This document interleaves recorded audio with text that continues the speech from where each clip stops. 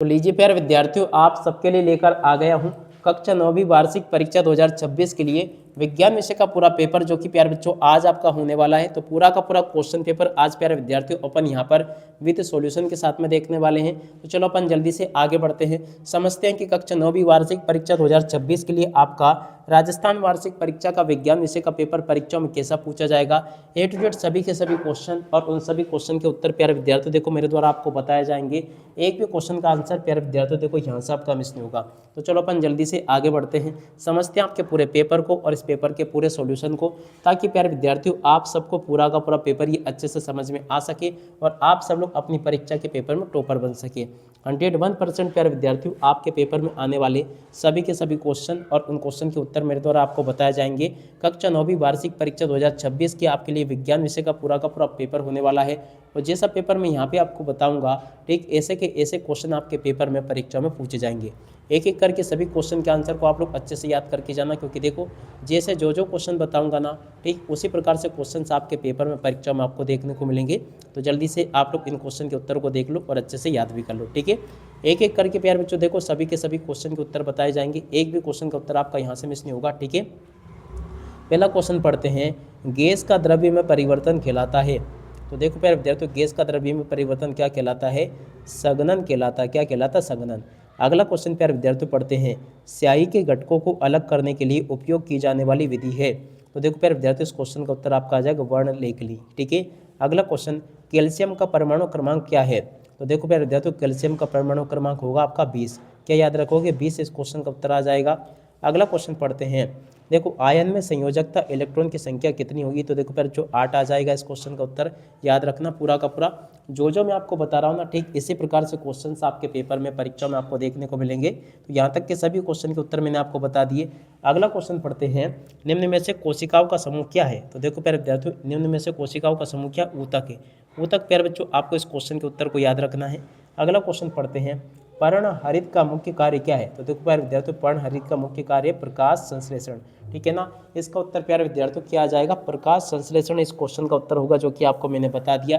A to Z सभी के सभी क्वेश्चन और उन क्वेश्चन के उत्तर आपको मैं जैसे बताऊंगा ना, ठीक ऐसे के ऐसे क्वेश्चन आपके पेपर में परीक्षा में आपको देखने को मिलेंगे। एक भी क्वेश्चन का उत्तर आपका यहाँ से मिस नहीं होगा, ठीक है। यहाँ तक के क्वेश्चन के उत्तर मैंने आपको बता दिए। निम्नलिखित में से कोशिकाओं का समूह क्या है? तो देखो प्यारे विद्यार्थियों, कोशिकाओं का समूह ऊतक। क्या होगा? ऊतक। अगला क्वेश्चन, पर्णहरित का मुख्य कार्य क्या है? तो देखो विद्यार्थियों, प्रकाश संश्लेषण करना इसका उत्तर आ जाएगा, ठीक है। तो ये भी प्यारे विद्यार्थियों आपको मैंने बता दिया।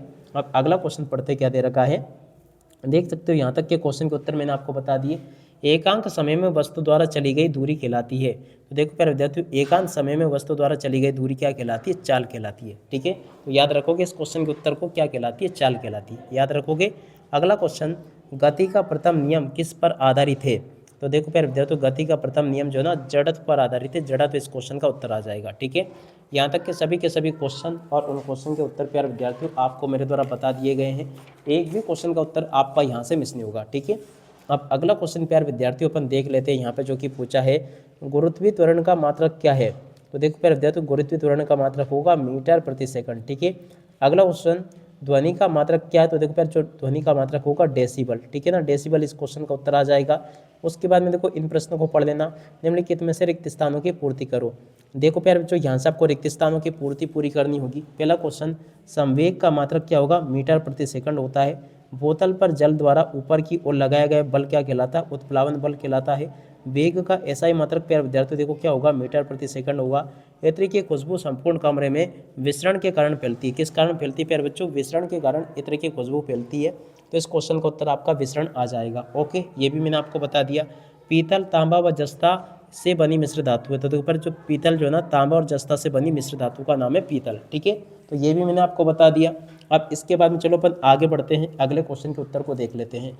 जैसे प्यारे विद्यार्थियों यहाँ पर मैं आपको क्वेश्चन बता रहा हूँ, जिस प्रकार से क्वेश्चन बता रहा हूँ ना, 100% आपके पेपर में परीक्षा में ऐसे के ऐसे क्वेश्चन पूछे जाएंगे। इसलिए आप सब लोगों से रिक्वेस्ट है कि इन सभी के सभी क्वेश्चन आंसर को आप लोग अच्छे से याद करके रखना, क्योंकि देखो जो क्वेश्चन मैं यहाँ पे आपको बताऊंगा ना, ठीक ऐसे के ऐसे क्वेश्चन आपके पेपर में परीक्षा में आपको देखने को मिलेंगे, ठीक है। तो यहाँ तक के क्वेश्चन के उत्तर मैंने आपको बता दिए। जल के अणुओं के लिए परमाणुओं की संख्या का अनुपात क्या होगा? 2:1, यानी कि यहाँ पे आपको 2:1 को याद रखना है, ठीक है। तो ये भी मैंने आपको बता दिया। अगला क्वेश्चन प्यारे विद्यार्थियों पढ़ लेते हैं जो कि पूछा आपके पेपर में। इसका उत्तर आपका आ जाएगा समस्थानिक।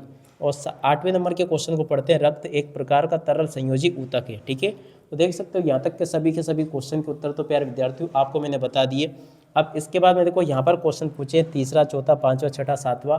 अब चलो मैं आपको इन सभी के सभी क्वेश्चन और इन क्वेश्चन के उत्तर और बता देता हूँ, ताकि आप सब लोग अपनी परीक्षा के पेपर में इनको अच्छे से लिख कर आ सके।